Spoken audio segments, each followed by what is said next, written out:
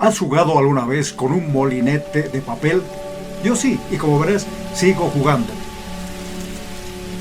Pero ahora lo hago sabiendo muchas cosas científicas que antes, por supuesto, ignoraba.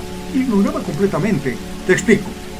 Fíjate, hay varios molinetes, tienen varias aspas, ¿no? Algunos son de 4, de mí tiene varias, de 2, 4, 6, 8 aspas. ¿Qué sucede? Cuando voy corriendo, o soplo en este caso, el viento va a chocar acá en las aspas. Y por tanto, las hace girar. Giran, ¿no? Entonces, es lo que está pasando. Aquí hay algo, en este caso va a ser un campo vectorial, y si es un campo vectorial va a tener una magnitud, va a tener una dirección y un sentido. Entonces, si yo soplo, fíjate, empieza a girar. Pero si cambio de dirección, voy a girar un poquito esto, fíjate, ahí ya no gira.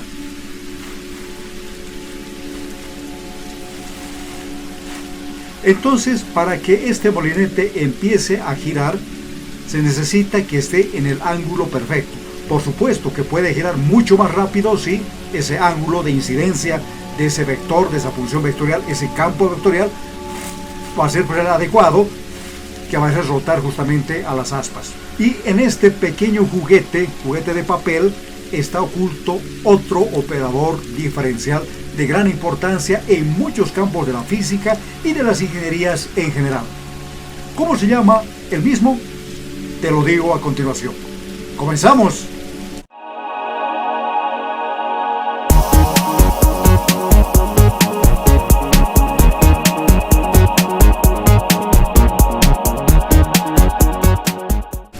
Antes de presentarte al tercer operador diferencial, te recuerdo los dos anteriores operadores diferenciales, pero de manera resumida, ya que puedes ver en los enlaces respectivos los vídeos que hemos dedicado a ellos. Están aquí los encuentras. El gradiente en coordenadas cartesianas. Se dijo que B, en este caso, es un campo escalar en el plano cartesiano. Entonces, el gradiente va a ser igual a la derivada parcial de B respecto de X por el versor Y, más la derivada parcial de B respecto de Y por el versor J, o en la dirección de J si quieres, y más la derivada parcial de B respecto de Z en la dirección de K. ¿Qué hace el gradiente? Pues va a convertir un campo escalar, así como B, en un campo vectorial. Un ejemplo, tenemos aquí el campo eléctrico E, que es igual a menos el gradiente de B, donde B es el potencial escalar, ¿no? Estamos hablando en la teoría electromagnética. Esto es el gradiente. Por otra parte, el segundo operador diferencial que hemos estudiado, hay un vídeo acá también en Multiversidad Matemática, es la divergencia, ¿no? Entonces la divergencia ya actúa en un campo, en este caso vectorial. Ahí tenemos el campo E, que es igual a la componente E sub X en la dirección de Y, más la componente E sub Y en la dirección de Y, y más la componente E sub Z en la dirección de K. Entonces la divergencia, ¿a qué es igual? Ahí tenemos la divergencia de E, es igual a la derivada parcial de la componente E sub X respecto de X, más la derivada parcial de la componente E sub Y respecto de Y, y más la derivada parcial de la componente E sub Z respecto de Z. ¿Qué hace la divergencia? Pues a un campo vectorial lo va a convertir en un campo escalar, lo inverso del gradiente en este caso. Un ejemplo, aquí tenemos la divergencia de E, es decir, de la intensidad de campo eléctrico, es igual a la densidad de carga, ρ en este caso, dividido entre epsilon sub 0, que es la permitividad eléctrica, ya en la aplicación de los campos electromagnéticos o electromagnetismo.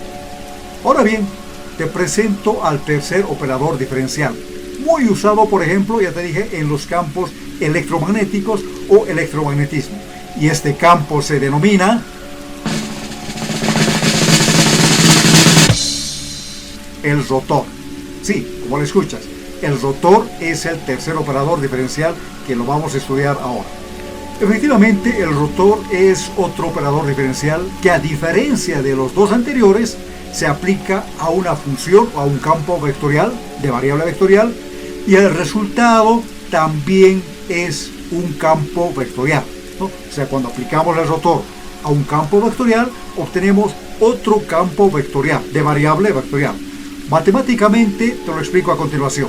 Si tenemos al campo E cuyas componentes son E sub x en la dirección de y, más E sub y en la dirección de j, y más E sub z en la dirección de k. Entonces, ¿cómo calculamos el rotor? El rotor de E no es nada más, como puedes ver aquí en la pantalla, un determinante, formado de la siguiente manera. La primera fila lleva a los versores I, J, K. La segunda fila, estamos hablando acá de las derivadas parciales, la derivada parcial respecto de x, la derivada parcial respecto de y la derivada parcial respecto de z. Y finalmente la tercera fila está compuesta por las funciones escalares de la función vectorial, en este caso E sub x, E sub y, E sub z. Y luego resolvemos el determinante, como puedes ver ahí. Hallamos las derivadas y ya tenemos prácticamente calculado ese determinante. Y como les mencioné anteriormente, el rotor es aquel operador que convierte un campo vectorial en un campo vectorial.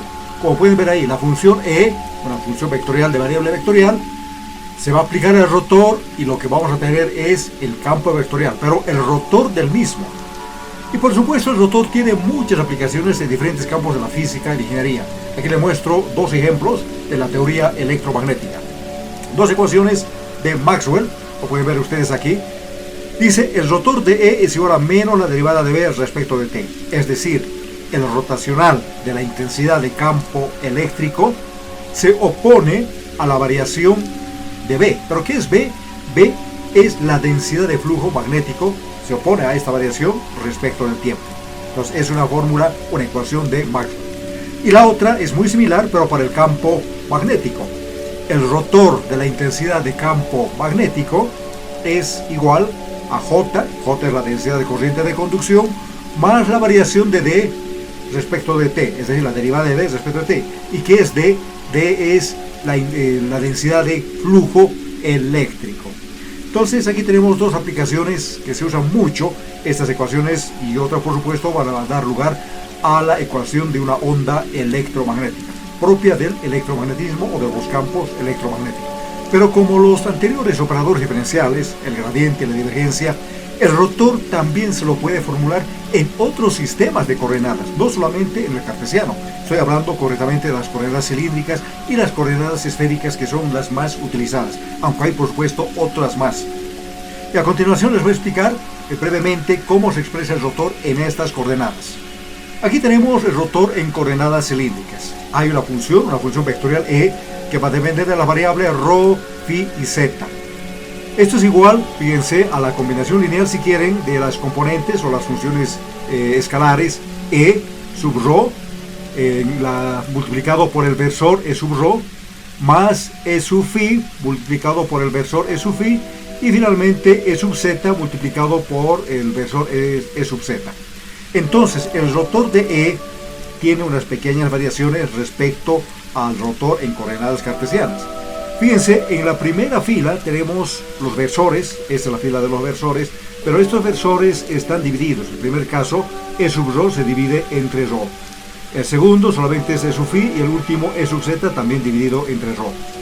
La segunda fila pertenece a las derivadas parciales respecto de ρ, respecto de φ y respecto de z.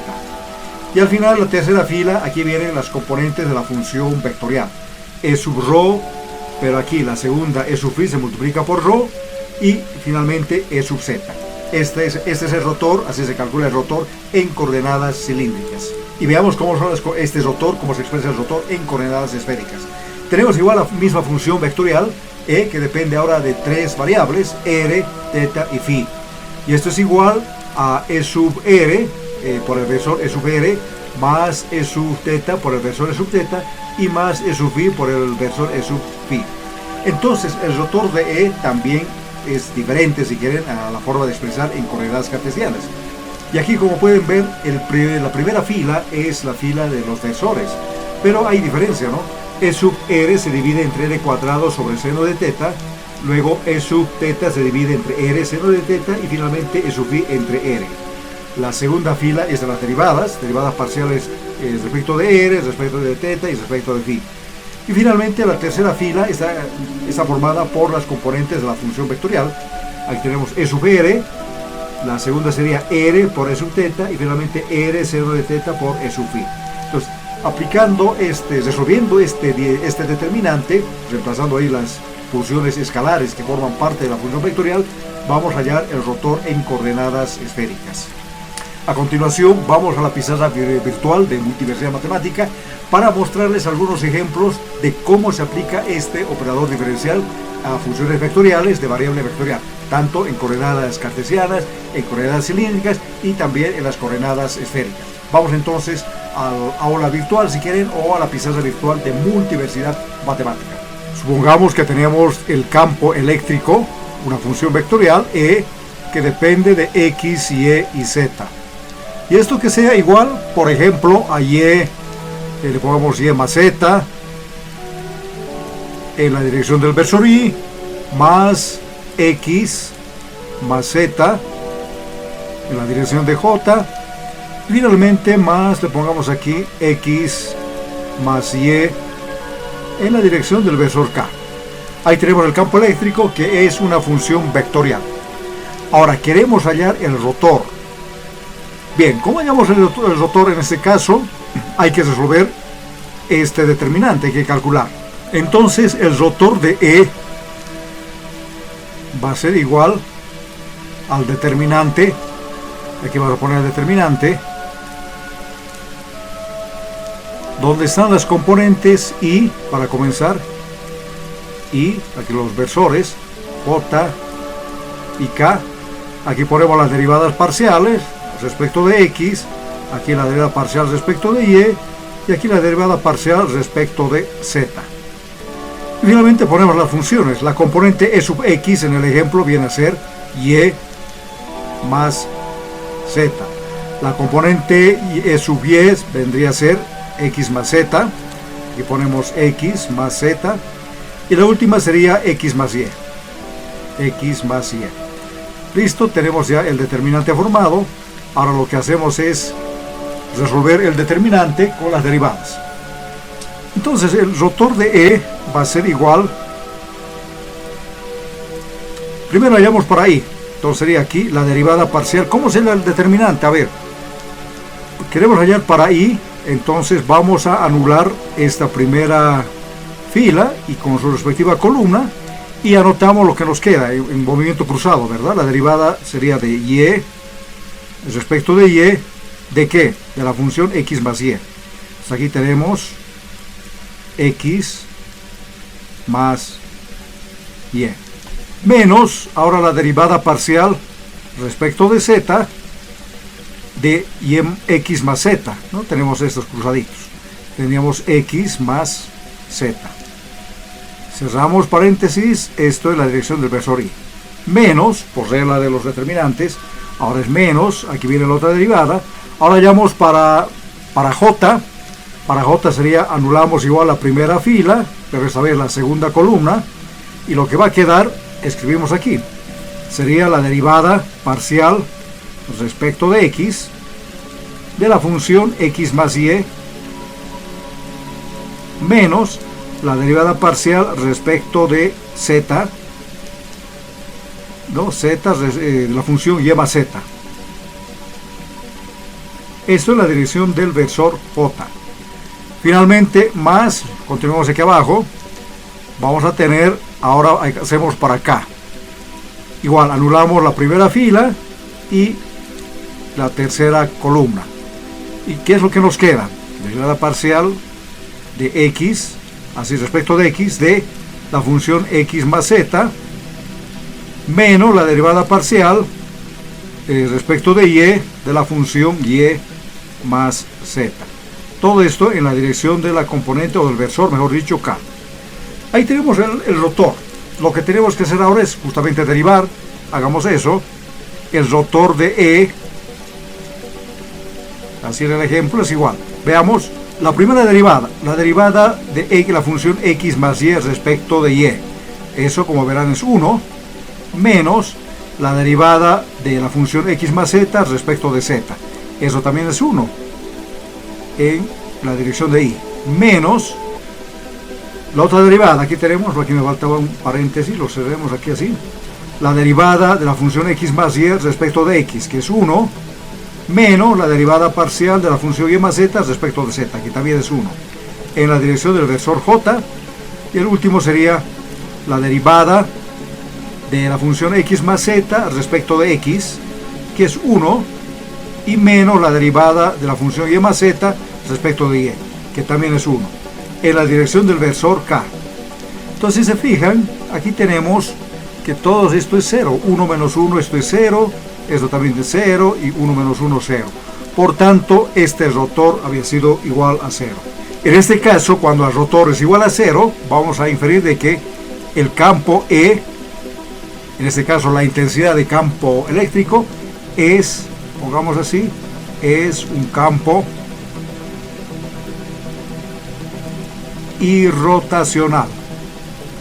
Así se lo denomina, irrotacional. Y aquí concluye el ejemplo que hemos planteado. Eso sería esa la solución. El rotor vale 0, no está rotando. Veamos otro ejemplo donde el rotor de E en coordenadas cartesianas ya no es 0. Realicemos algunos cambios en la función E de E, que tenemos acá el campo eléctrico. Este campo, ahora que sea, a ver, va a hacer algunos cambios. Que sea aquí, por ejemplo, X más Z en la dirección de Y. Luego le pongamos más Y más Z en la dirección de J, y finalmente más le pongamos aquí, por decirles x al cuadrado más z en la dirección de k. Ahí tenemos el campo E. Ahora hallemos el rotacional de este campo. A ver, ¿será un campo rotatorio? ¿Habrá este rotor de E o no? Calculemos. Entonces el rotor de E, vamos a armar aquí el determinante, va a ser igual, pongamos el determinante.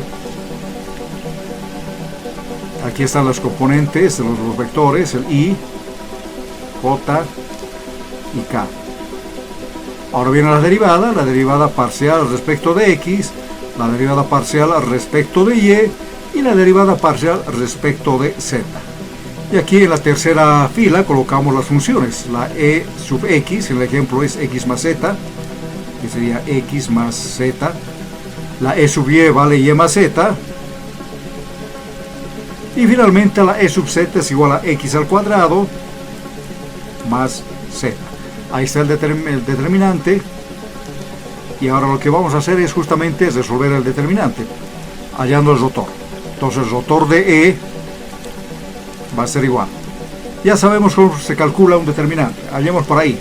Sería la derivada parcial de la función. Aquí tenemos x al cuadrado más z respecto de y, menos, ahora viene la derivada parcial de la función y más z, ¿sí? Y más z, así, y esto respecto de z, en la dirección de y, menos, para j, para la componente j o el versor j, sería la derivada parcial respecto de x, y aquí tenemos de x al cuadrado más z, menos la derivada parcial respecto de z de la función x más z. Todo esto en la dirección del versor j, más, continuamos aquí, que abajo tendríamos, a ver, para k. Ahora tenemos la derivada parcial respecto de x, ¿sí? ¿De qué? De y más z, menos la derivada parcial respecto de y de la función x más z. Todo eso en la dirección de k. Entonces hallamos las derivadas. El rotor de E va a ser igual. Fíjense, aquí tenemos algunas derivadas que se hacen 0. Por ejemplo, la derivada de la función x al cuadrado más z respecto de y, esto es 0, porque aquí no existe y, 0.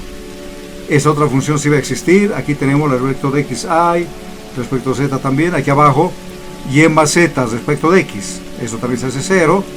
X más z respecto de y también se hace 0. Entonces no existen las derivadas ahí, ¿no? Entonces la primera, ¿cómo sería? Rotor de va a ser igual, pongamos aquí entre paréntesis, la derivada de y más z respecto de z. Sería 1, o sea, menos 1 en la dirección de y, menos Ahora, ¿qué tenemos aquí?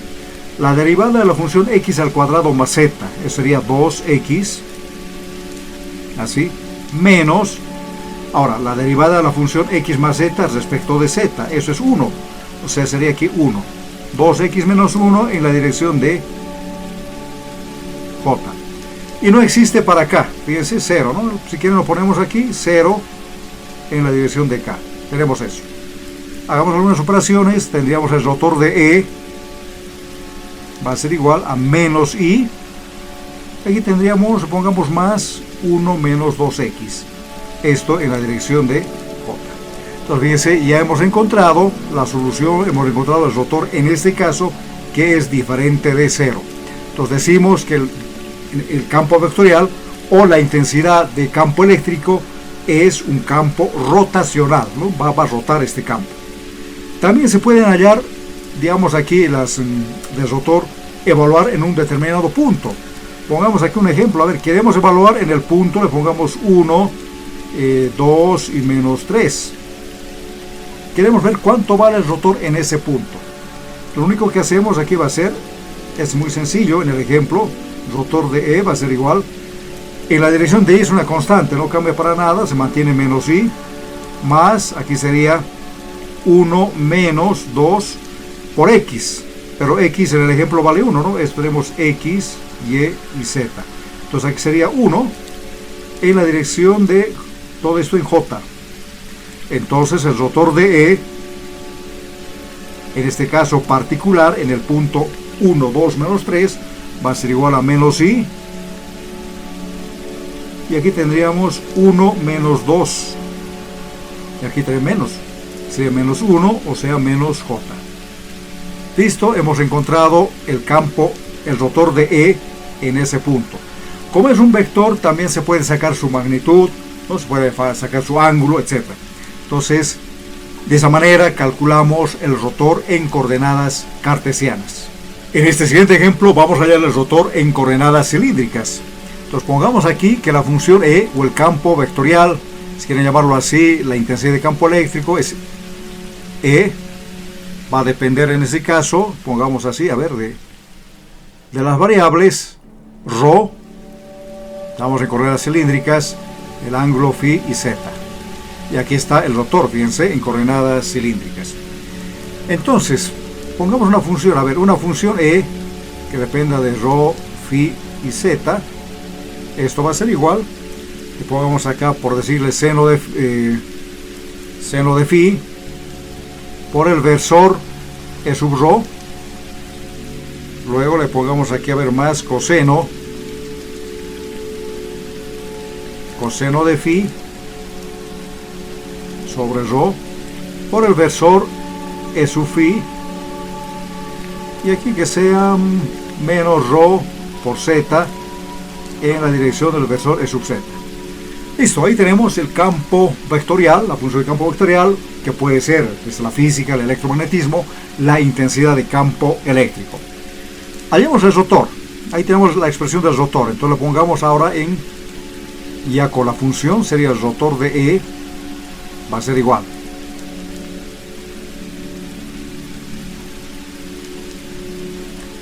Primero ponemos las componentes, pero esas componentes, como verán, es 1, los versores mejor dicho, y que va a tener 1 sobre ρ por el versor E sub ρ.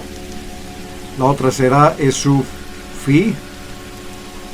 y finalmente 1 sobre ρ por E sub z, ¿no? Tenemos así. Ahora vienen las derivadas. Aquí viene la derivada respecto de ρ, que es el radio. Luego vendrá la derivada respecto de φ y la derivada respecto de z. ¿Cuáles son las componentes del vector, de esa función vectorial? E sub ρ sería, en el ejemplo, seno de φ. Entonces aquí ponemos seno de φ. Luego viene ρ por la componente E sub φ. En el ejemplo, esa componente, multiplicamos acá, coseno de φ dividido entre ρ. Y finalmente la E sub z va a ser menos ρ por z. Entonces ya hemos armado el determinante, ahora hay que hallar la solución del mismo. Calculemos el determinante. La componente, o mejor dicho, el rotor de E va a ser igual. Pongamos el versor aquí adelante, 1 sobre ρ, para el versor E sub ρ. ¿Qué tenemos entonces? Lo mismo, anulamos filas, columnas respectivas, como se calcula un determinante. Entonces aquí quedaría la derivada parcial respecto de phi de la función menos ρ por z. Menos, ahora sería la derivada respecto de z, ¿sí? Tenemos así, de la función ρ coseno de phi sobre ρ. Fíjense aquí, ρ con ρ se cancela y solamente va a quedar coseno de phi. Menos, ahora el otro versor sería para E sub phi, vamos a hallar E sub phi. ¿Y qué nos queda aquí? La derivada sería de ρ, ¿no? La derivada respecto de ρ, mejor dicho así, de la función menos ρ por z, menos, ahora tenemos la derivada respecto de z de la función seno de phi, haciendo la multiplicación cruzada, ¿verdad? Tenemos eso. Más, continuamos aquí, más, ahora hacemos para el versor 1 sobre ρ, ¿sí? Por E sub z. ¿Qué queda aquí adentro? ¿Cuál es la derivada de eso? Sería la derivada respecto de ρ, ¿de qué? De coseno de phi, solamente coseno de phi, menos la derivada respecto de phi de la función seno de phi. Tenemos eso. ¿Qué es lo que se anula? A ver, vamos anulando algunas cosas que no se puede derivar o no existe la derivada prácticamente. Aquí sería ρ por z, derivamos respecto de phi, esto se hace 0. Aquí la derivada de coseno de phi respecto de z también se hace 0. Luego, ¿qué tenemos? Esto va a existir. Derivada de seno de phi respecto de z también se hace 0. Aquí tenemos la derivada de coseno de phi respecto de ρ, esto también se hace 0. Entonces, ¿qué es lo que queda? Anotemos acá ya calculando el rotor de E. El rotor de E va a ser igual. A ver, derivemos. No existe, fíjense, ya para la componente E sub ρ, ¿no? Eso no hay. Entonces pasemos directamente a E sub phi. Aquí sería menos la derivada de ρ respecto de ρ, ρ por z, ¿no? Entonces z va a salir como constante y la derivada de ρ respecto de ρ es 1 por la componente, si quieren, el versor E sub phi. Tendríamos eso. Ahora, aquí hay un signo menos. Este menos, fíjense, con este menos se va a anular. Por tanto, este signo menos de aquí va a desaparecer. Y solamente tenemos así.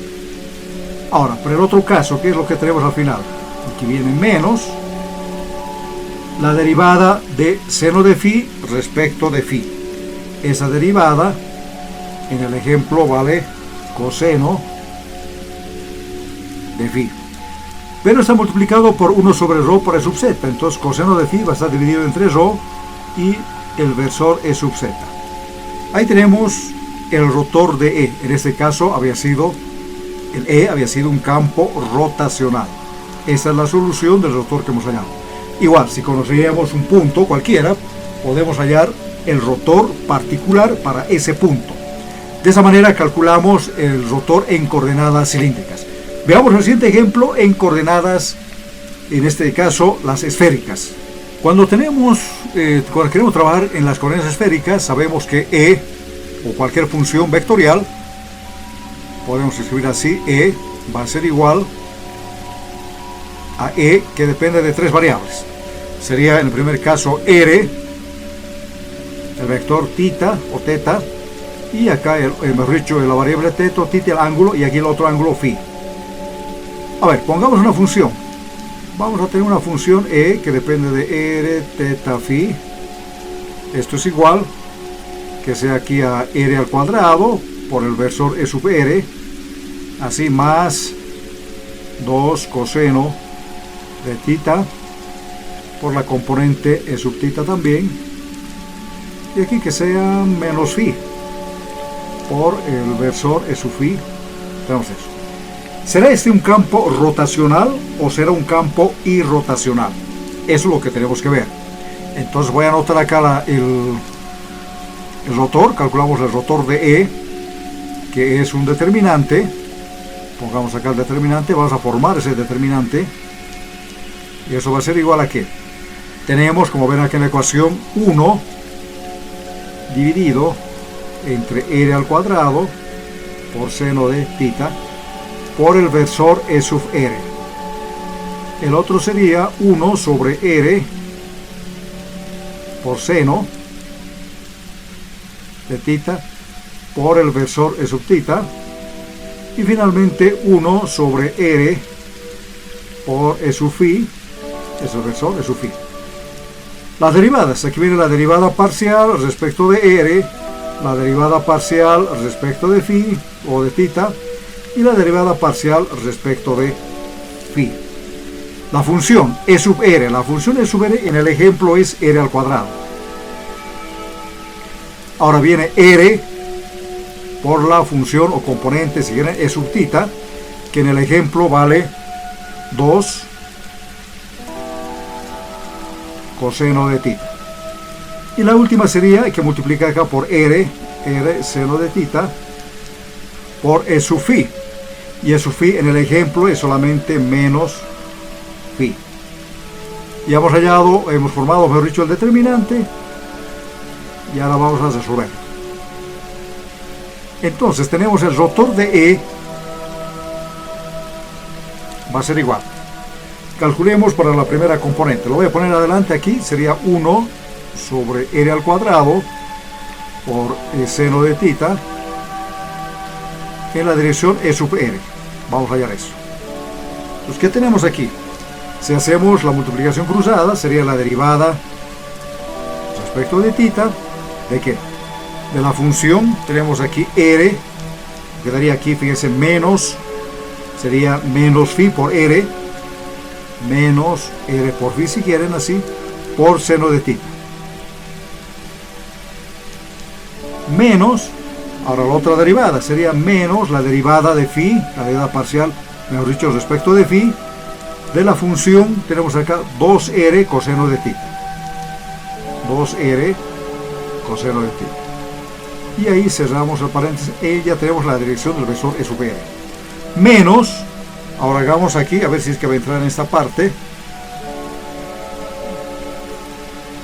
Aquí viene la componente 1 sobre R seno de θ y el versor E sub θ. Así, por, derivemos. Tenemos aquí la derivada parcial respecto de R, ¿de qué?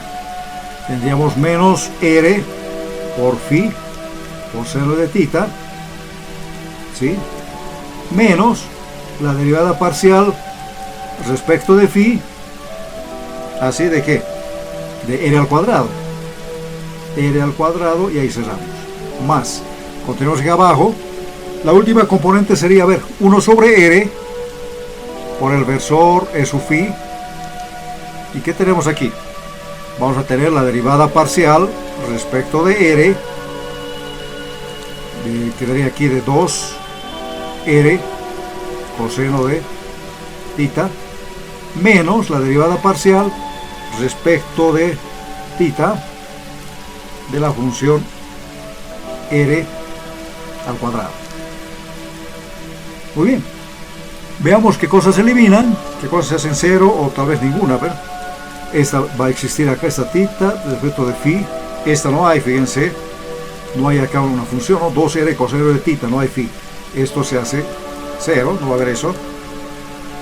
Después venimos aquí, a ver, derivada de R, existe R, esto también es derivada de R cuadrado respecto de phi, esto también se hace cero. Y lo último sería, a ver, esto existe de R, sí, esto, derivada de R al cuadrado respecto de θ, esto se hace cero. Entonces, hallamos el rotor solamente de las derivadas que existen.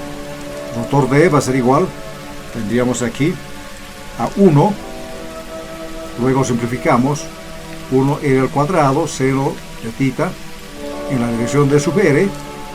¿Y qué queda derivando aquí? Vamos a derivar la función menos R phi, salen fuera, Entonces vamos a tener acá menos r phi y derivamos seno de tita respecto de tita. Eso es coseno de tita. Menos, ahora tenemos acá 1 sobre r seno de tita por el versor e sub tita. ¿Y qué queda derivando? A ver, aquí vamos a tener, si derivamos, ¿cómo sería eso? La derivada respecto de r. Entonces phi y seno de phi salen, que sería menos phi seno de tita, así. Y la derivada de r respecto de r, eso sabemos que es 1. Finalmente tendríamos la otra derivada sería más 1 sobre r por el versor e sub phi. Y la derivada de 2r coseno de tita respecto de r. Eso solamente va a ser 2 coseno de tita. Ya hemos derivado y ahora empecemos a simplificar. Entonces tendríamos aquí el rotor de E va a ser igual a ¿qué? Que hay un signo menos. Menos R entre R cuadrado va a quedar 1 sobre R. Y aquí sería phi por coseno de tita dividido entre R por seno de tita. Fíjense, ya tenemos la cotangente aquí. Tenemos eso y ¿qué más escribimos aquí? A ver, ¿qué más vamos a tener? Por la componente, o mejor dicho, por el versor E sub R. Bien, continuemos. Aquí menos con menos nos va a dar más. Entonces aquí tendríamos más 1 sobre... ¿Qué cosa? ¿Qué es lo que nos queda aquí? A ver, veamos. Seno de tita sobre tita se va a cancelar y quedaría solamente phi en el numerador sobre r, ¿no? Phi sobre r queda así en la dirección de E sub tita. Y finalmente más, tendríamos aquí 2, lo podemos simplificar, quedaría 2 coseno tita dividido entre r por el versor E sub phi. Perfecto, está bien calculado y hemos encontrado el rotor de E en coordenadas esféricas en este caso. Igual, si tenemos un punto concreto con las variables r, θ y phi, podemos hallar ese rotor en ese punto en particular. Y vemos en ese punto E es un campo rotacional o irrotacional. Y todavía falta un cuarto operador. Si hay un cuarto operador en los campos vectoriales. Por ahí eso lo dejamos para el siguiente vídeo. Y bien, llegamos al final del presente vídeo. Espero que haya sido de su agrado y sobre todo de mucha utilidad para ustedes. Y les invito a suscribirse al canal de Multiversidad Matemáticas si es que aún no lo han hecho. También activen la campanita. Aquí inviten a todos sus docentes, colegas, amigos, etcétera, para que sean parte de esta comunidad. Y difundan también el presente vídeo. Así nos ayudan a expandir todos los vídeos que sacamos en este canal. De antemano, por supuesto, les quedo muy agradecido. Hasta el siguiente vídeo de Multiversidad Matemáticas.